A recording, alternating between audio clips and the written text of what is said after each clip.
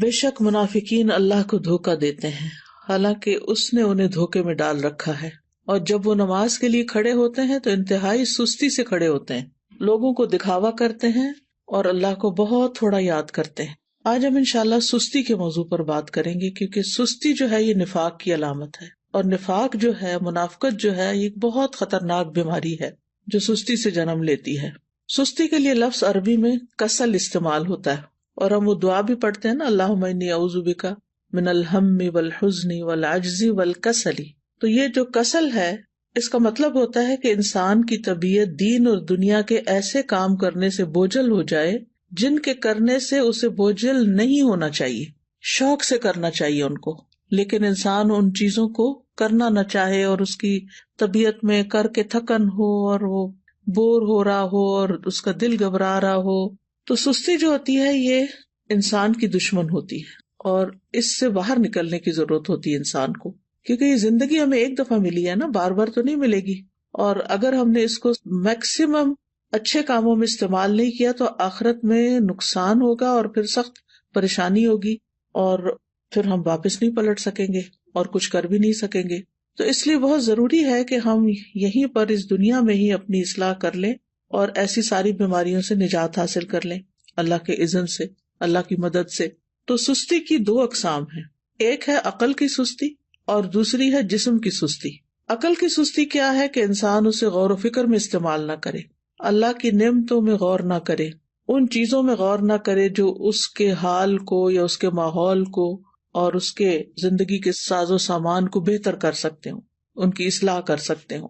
دنیا میں جو قومیں بھی پیچھے رہ گئی ہیں نا، ان کی بنیادی وجہ یہی ہے کہ عقل والوں اور ذہین لوگوں نے سستی کی ہے اور چیزوں کو ایجاد نہیں کیا، اور جو صلاحیتیں اللہ نے ان کو دے رکھی تھی ان کو استعمال نہیں کیا، ان کی پرواہ نہیں کی۔ دوسرے جو ہے وہ جسم کی سستی ہوتی ہے۔ جسم کی سستی جو ہوتی ہے یہ انسان کو نیکی کے کاموں سے محروم کر دیتی ہے اور خاص طور پر عبادت میں پیچھے رکھتی ہے۔ جیسے ابھی آپ نے یہ آیت کی تلاوت سنی کہ منافق جو ہیں جب نماز کے لیے کھڑے ہوتے ہیں تو انتہائی سستی سے کھڑے ہوتے ہیں، اور بس دکھانے کی نماز پڑھتے ہیں کہ دوسروں کو پتہ چل جائے کہ ہم نے نماز پڑھ لی، اور وہ اللہ کو بہت تھوڑا یاد کرتے ہیں۔ یعنی ذکر میں بھی سستی، نماز میں بھی سستی، وضو میں سستی، ہر نیکی کے کام میں سستی۔ اسی طرح جسم کی سستی جو ہوتی ہے وہ انسان کو دنیا میں بھی ترقی سے محروم رکھتی ہے۔ یعنی جو کام انسان کو اپنے جسم سے کرنے ہوتے ہیں، اگر وہ اپنے جسم کو استعمال ہی نہیں کرتا اور محنت نہیں کرتا، مشقت نہیں کرتا، تو دنیا میں بھی ترقی حاصل نہیں کر سکتا۔ نبی صلی اللہ علیہ وسلم جو تھے وہ سستی سے پناہ مانگتے تھے، اور صحیح مسلم میں جو دعا آتی ہے کہ رسول اللہ صلی اللہ علیہ وسلم یہ دعا فرمایا کرتے تھے، اللہم انی اعوذ بک من العجز والکسل والجبن والحرم والبخل واعوذ بک من عذاب القبر ومن فتنۃ المحیا والممات۔ اس کے اور ورژنز بھی ہیں، لیکن صحیح مسلم میں یہ دعا اس طرح آتی ہے، اے اللہ میں عاجز ہونے، سستی، بزدلی، بڑھاپے اور بخل سے تیری پناہ میں آتا ہوں، اور میں قبر کے عذاب اور زندگی اور موت کی آزمائشوں سے تیری پناہ میں آتا ہوں۔ تو انسان جب بے بس ہوتا ہے اور سست ہوتا ہے تو ہر بھلائی سے محروم ہو جاتا ہے۔ ابن قیم کہتے ہیں کہ نبی صلی اللہ علیہ وسلم نے بے بسی اور سستی سے پناہ مانگی کیونکہ یہ دونوں ایک دوسرے کے ساتھی ہیں۔ تو اگر کوئی بندہ کامل عبادت نہ کرتا ہو، مثلا صرف فرض پڑھ لیے، صرف چھوٹی چھوٹی صورتیں پڑھ کے جلدی سے بس سلام پھیر دیا، اور اس بارے میں اپنی اصلاح بھی نہ کرتا ہو، کوشش بھی نہ کرتا ہو، تو یا تو وہ اس پر قدرت نہیں رکھتا، وہ کر ہی نہیں سکتا، بالکل ہی نکما انسان ہے، اور اس کا قدرت نہ رکھنا کیا ہے؟ بے بسی ہے، یعنی ہمت ہی نہیں اس کی، یا وہ اس پہ قادر ہوتا ہے لیکن کام نہیں کرنا چاہتا، اور یہ سستی ہے۔ یعنی ایک تو شخص ہے مثلا بیمار ہے یا بوڑھا ہے یا مجنون ہے، اس کی عقل ہی کام نہیں کرتی، یا مشلول ہے یعنی پیرالائزڈ ہے، تو وہ تو اب الگ بات ہے۔ لیکن ایک یہ ہے کہ پھر انسان سب کچھ ہے، ہمت، طاقت، سب کچھ ہے، لیکن بس کام نہیں کرنا، ہٹ درمی ہے، تو اس طرح انسان ہر بھلائی سے محروم ہو جاتا ہے اور پھر شر کی طرف چل پڑتا ہے۔ تو جو شخص کامیاب ہونا چاہتا ہے، پہلے تو آپ اس وقت جو مجلس میں موجود ہیں وہ اپنے آپ سے پوچھیں کہ واقعی آپ کامیاب ہونا چاہتے ہیں؟ اگر کامیاب ہونا چاہتے ہیں تو اس کے لیے سستی کو چھوڑنا بہت ضروری ہے۔ ابو حاتم کہتے ہیں کہ کامیابی کا سبب یہ ہے کہ سستی اور کاہلی کو چھوڑ دیا جائے، کیونکہ یہ محرومی کے اسباب میں سے ہے۔ سستی انسان کی پروقار شخصیت کی بھی دشمن ہے، اور خاص طور پر اگر انسان کو کسی کام کا موقع مل جائے، جیسے آپ لوگوں کو قرآن مجید کی تعلیم حاصل کرنے کا موقع ملا ہوا ہے، اور پھر اس کے بعد آپ اپنے کورس کو پراپر طریقے سے نہ کریں، ٹیسٹ کی تیاری نہ کریں، وقت پر ٹیسٹ میں حاضر نہ ہوں، ری ٹیسٹ ٹائم پر نہ دیں، اور اپنی جوانی کا، اپنے وقت کا، اپنی عمر کا 1 سال صرف سستی میں گنوا دیں، تو یہ تو بہت بڑی غلطی ہے، اور یہ تو اپنے لیے تباہی لانا ہے، یعنی یہ ناکامی. کیونکہ بہت سے اسٹوڈینٹس جب ایڈمیشن لیتے اور پاس نہیں ہوتے اور پھر سال گزار کے چلے جاتے ہیں، نہ سرٹیفکیٹ لیا، نہ کوئی قرآن مکمل کیا، اور نہ ہی کوئی جو کرنے کے کام تھے وہ کیے، نہ پوری طرح سارے لیسن سنے، نہ سارے سبجیکٹس اٹینڈ کیے، کبھی صبح دیر سے آیا، یعنی مختلف طریقے سے اپنا وقت ضائع کیا. تو پھر آپ دیکھیے کہ کل قیامت کے دن کتنی ریگریٹس ہوں گی کہ کاش ہم اپنا یہ وقت صحیح طرح استعمال کرتے. اور اگر ہم ان لوگوں کو دیکھیں گے جو ہم سے آگے نکل گئے تو ہمیں کتنی شرمندگی اور کتنی پریشانی ہوگی کہ ہمارے پاس بھی یہی وقت تھا اور ہم کر بھی سکتے تھے لیکن ہم نے نہیں کیا، تو اپنے ساتھ دشمنی کی. تو ایسا شخص کبھی بھی اپنے مقاصد میں کامیاب نہیں ہوتا جو سستی کا مظاہرہ کرتا ہے، اور اس کی جو آرزویں ہوتی ہیں بس وہ آرزویں ہی رہ جاتی ہیں. اور بعض اوقات یہ ہوتا ہے کہ انسان ندامت کے ساتھ ساتھ اس پہ نحوست بھی طاری ہو جاتی ہے. تو سستی کے خلاف ہم نے جنگ کو جیتنا ہے. ٹھیک ہے، ہم نے سستی کے خلاف ایک جنگ کرنی ہے اور پھر اس میں جیتنا بھی ہے. ابن قیم کہتے ہیں جب رات چھا جاتی ہے تو نیند اور بیداری کے درمیان ایک جنگ واقع ہو جاتی ہے. پس شوق اور خوف بیداری کے لشکر میں اگلی صف میں ہوتے ہیں، اور سستی اور کمزوری غفلت کے لشکر میں اگلی صف میں ہوتے ہیں. ان دونوں آپس میں آمنے سامنے ہوتے ہیں. پس شوق رکھنے والا شخص سچا حملہ کرتا ہے تو وہ کمزوری اور نیند کے لشکر کو شکست دے دیتا ہے اور مال غنیمت حاصل کر لیتا ہے.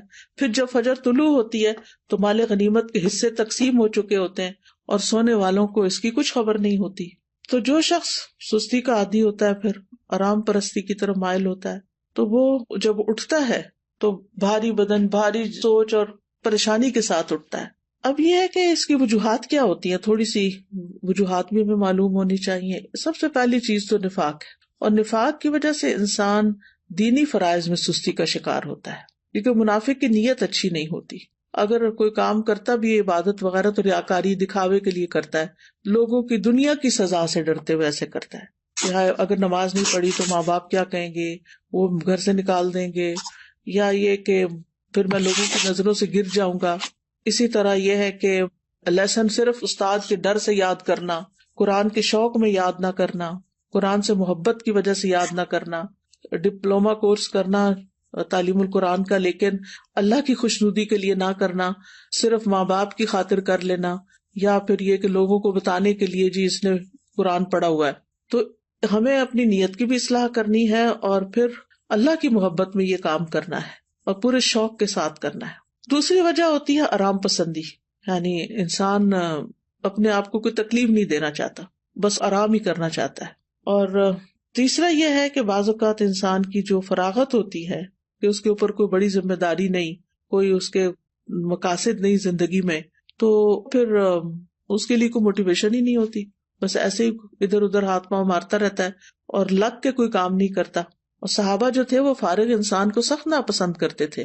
ابن مسعود کہتے ہیں رضی اللہ عنہ، میں اس بندے کو پسند نہیں کرتا جسے میں بالکل فارغ دیکھتا ہوں، نہ وہ دنیا کے کسی کام میں مشغول ہوتا نہ آخرت کے کام میں، بس بیکار بیٹھے ہوتے ہیں لوگ. آپ نے دیکھا ہوگا کہ ہمارے یہاں کتنا عام ہے، پارکوں میں بیٹھے ہیں لوگ، سڑکوں پہ بیٹھے ہیں، فٹ پاتھ پہ بیٹھے ہیں، فارغ ہیں، بینچوں پہ بیٹھے ہیں، کوئی سگریٹ پی رہا ہے، کوئی باتیں کر رہا ہے، کوئی ٹھٹے مار رہا ہے، بس ادھر ادھر کی باتیں. پھر اسی طرح یہ ہے کہ ایک اور وجہ یہ بھی ہوتی ہے عیش پسندی، خوشحالی، کہ انسان کو جب اور لوگ کام کرنے کے لیے، خدمت کے لیے مل جاتے ہیں تو پھر وہ خود کام نہیں کرتا اور اس طرح وہ بیکار رہنے کا عادی بن جاتا ہے. لیکن بہت سے عقل مند مالدار لوگ ایسے دیکھے گئے ہیں، وہ کام کر کے خوش ہوتے ہیں، ان کے پاس مال ہوتا ہے، وہ بہت سے خادم رکھ سکتے ہیں لیکن پھر بھی وہ اپنا کام خود کرتے ہیں، اپنی گاڑی خود چلاتے ہیں. اور اگر آپ یہاں پر آ کر آپ دیکھیں تو لوگ ملینئر ہوں گے لیکن اپنی کار خود ڈرائیو کر رہے ہوں گے، اپنا گھر خود صاف کر رہے ہوں گے، اپنا گارڈن خود مینج کر رہے ہوں گے. تو جو عیش پسند لوگ ہوتے ہیں وہ پھر سست ہو جاتے ہیں، اور پھر جب انسان کے اوپر بہت زیادہ سستی آتی ہے تو انسان زندگی کے لطف سے بھی محروم ہو جاتا ہے، کیونکہ جب مصروفیت زیادہ نہیں ہوتی تو پھر انسان بور ہونے لگتا ہے، اور وہ بوریت جو ہے وہ انسان کی صلاحیتوں کی قاتل بن جاتی ہے. پھر اسی طرح ایک اور چیز جو بہت سست کر دیتی ہے انسان کو، وہ ہے زیادہ کھانا پینا. جو انسان زیادہ کھاتا ہے، زیادہ سوتا ہے، اس سے بہت سی بلائیاں چھوٹ جاتی ہیں. اور پھر اسی طرح بہت زیادہ سونا جو ہے، نیند، یہ بھی انسان کو سست کر دیتا ہے. جب آپ ضرورت کے مطابق سوتے ہیں تو آپ ایکٹیو اٹھتے ہیں، اور جب زیادہ سو لیتے ہیں نا، جیسے ویکینڈ پہ آپ لوگ، بس یہ تو لازم ہے نا کہ ویکینڈ پہ زیادہ سونا ہے، تو زیادہ سو لیتے ہیں تو جب آپ اٹھتے ہیں تو ایسے طبیعت پریشان ہوتی ہے، آنکھیں بوجھل ہوتی ہیں، جسم تھکا ہوا ہوتا ہے، اور پھر سارا دن کوئی خاص کام بھی نہیں ہوتا. لیکن جو لوگ اپنے ویکینڈ کو بھی، سنڈے کو بھی ٹائملی اٹھ جاتے ہیں، نماز اچھے سے پڑھتے ہیں، اذکار کرتے ہیں، قرآن کی تلاوت کرتے ہیں، اپنے جو کام سوچے ہوئے ہوتے ہیں چھٹی کے دن کرنے کے، ان کو ترتیب بار کرنا شروع کر دیتے ہیں، تو ان کا دن پروڈکٹیو ہوتا ہے اور وہ خوب ایکٹیو ہو کے دن گزارتے ہیں. ابن قیم رحمہ اللہ کہتے ہیں کہ بہت زیادہ سونا دل کو مردہ کر دیتا ہے، جسم کو بھاری کر دیتا ہے، وقت کو ضائع کرتا ہے، اور یہ بہت زیادہ غفلت اور سستی پیدا کرتا ہے.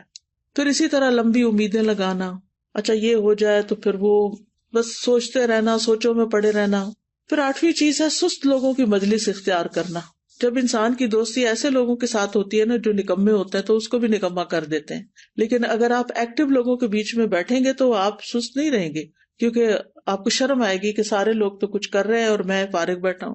تو بلند ہمت لوگوں کی دوستی اور ان سے تعلق جو ہے وہ اختیار کریں، کیونکہ ماحول کا جو بگاڑ ہوتا ہے نا، یہ انسان کی فکری صلاحیتیں، نفسیاتی، بدنی، ان سب چیزوں کو متاثر کرتا ہے. اور پھر اسی طرح یہ ہے کہ ایک اور چیز، کاموں کو مؤخر کرنا، اچھا کر لیں گے، یہ بھی ایک بہت مہلک بیماری ہے، اور شیطان کا ایک حربہ ہے یہ. منافق جو ہوتے ہیں وہ نماز بھی بڑی لیٹ پڑھتے ہیں، سستی سے تو آتے ہی ہیں، لیکن دیکھتے رہتے ہیں اچھا ابھی ہے وقت، ابھی ہے وقت، اچھا ابھی اٹھ جاتا ہوں، ابھی اٹھ جاتا ہوں. لیکن پھر کیا ہوتا ہے، کبھی نماز کا وقت بہت لیٹ ہو جاتا ہے اور کبھی ختم بھی ہو جاتا ہے. تو سستی جو ہے وہ سراسر نقصان دہ ہے. ہماری عبادات پر اس کا منفی اثر پڑتا ہے، عبادات میں کوتاہی ہوتی ہے، دل سخت ہو جاتا ہے، دل پہ زنگ لگ جاتا ہے، احساس ذمہ داری ختم ہو جاتا ہے. پھر انسان اپنے آپ کو جھوٹی تسلیاں دیتا رہتا ہے، اچھا پھر میں یہ کر لوں، پھر کل چلا جاؤں گا، پرسوں نکل جاؤں گا. غزوہ تبوک اگر آپ نے پڑھ لیا ہو تو اس میں جو لوگ 3 پیچھے رہ گئے تھے، وہ کس وجہ سے پیچھے رہ گئے تھے؟ صرف سستی کی وجہ سے، حالانکہ ان کے پاس سواریاں تھیں. پھر اسی طرح یہ کہ سستی کی وجہ سے انسان کا بڑا قیمتی وقت ضائع ہو جاتا ہے، کیونکہ انسان اس سستی کے وقت کو کسی پروڈکٹیو اور بہت اچھے مفید کام میں نہیں لگا پاتا، انسان کے وقت کی برکت بھی اٹھ جاتی ہے. تو اس لیے بہت ضروری ہے کہ ہم جلد از جلد سستی کا علاج کریں اور اس سے چھٹکارا پائیں. سب سے پہلی چیز اللہ سبحانہ وتعالیٰ سے مدد، اللہ سبحانہ وتعالیٰ سے مدد مانگے، کیونکہ اللہ ہی مددگار ہے. واللہ المستعان. نبی صلی اللہ علیہ وسلم نے فرمایا وَاسْتَعِن بِاللَّهِ وَلَا تَعْجِزْ. اللہ سے مدد مانگو اور کمزور نہ پڑو، عاجز نہ بنو.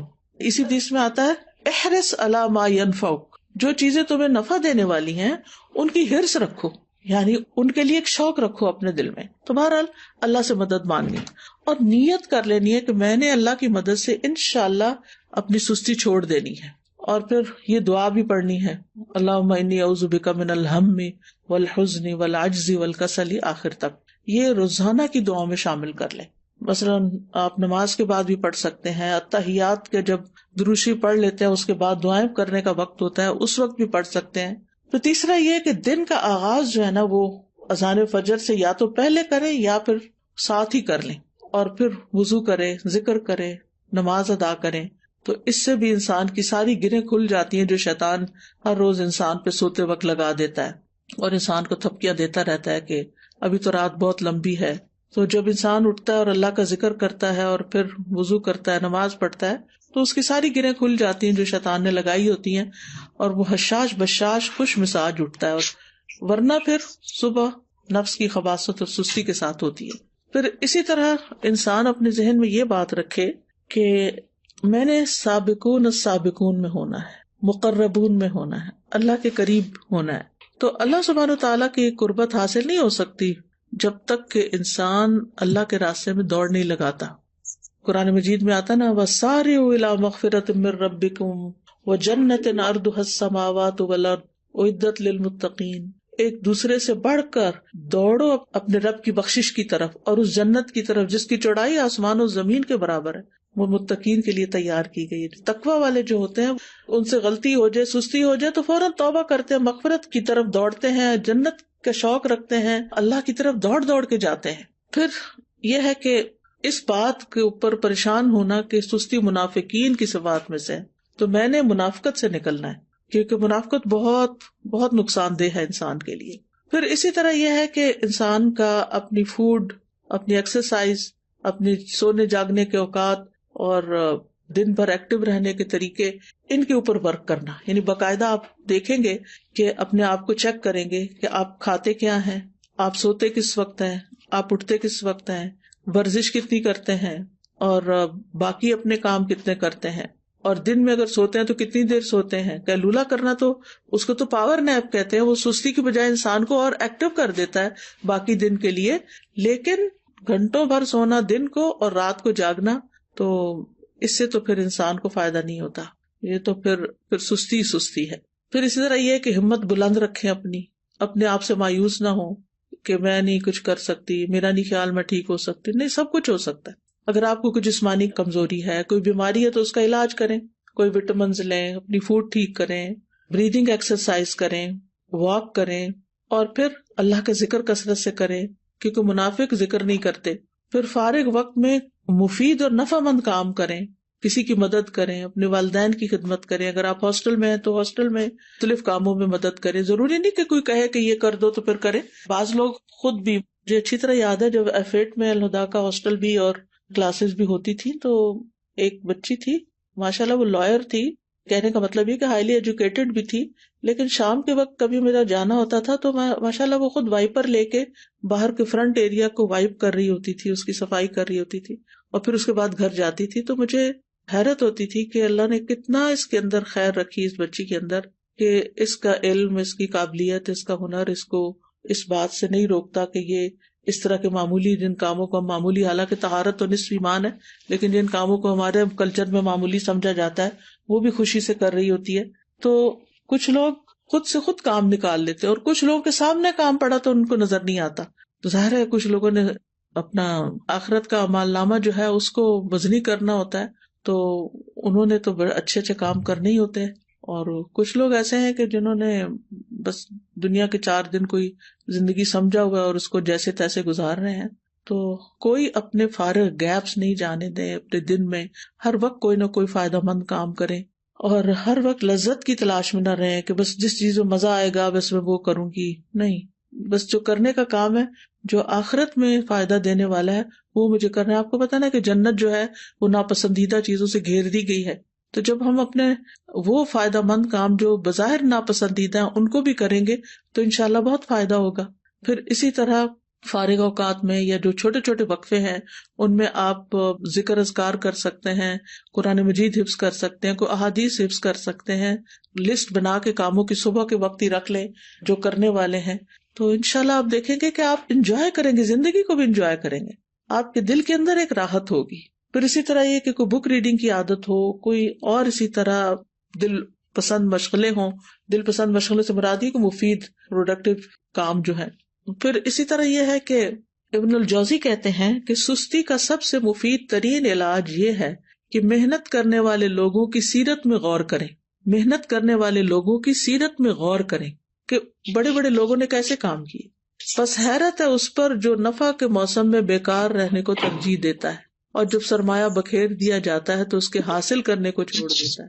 ایک اور عالم فرقد ان کا نام ہے، کہتے ہیں کہ تم نے کام کرنے سے پہلے فارغ ہونے اور بے عمل ہونے کا لباس پہن لیا. کیا تم دیکھتے نہیں کہ محنت کرنے والے ادنا درجے کا لباس پہنتے ہیں، معمولی لباس پہنتے ہیں، اور جب وہ فارغ ہوتے ہیں تو نہا کر اچھے کپڑے پہن لیتے ہیں، لیکن تم نے کام کرنے سے پہلے ہی فراغت والا اچھا لباس پہن لیا.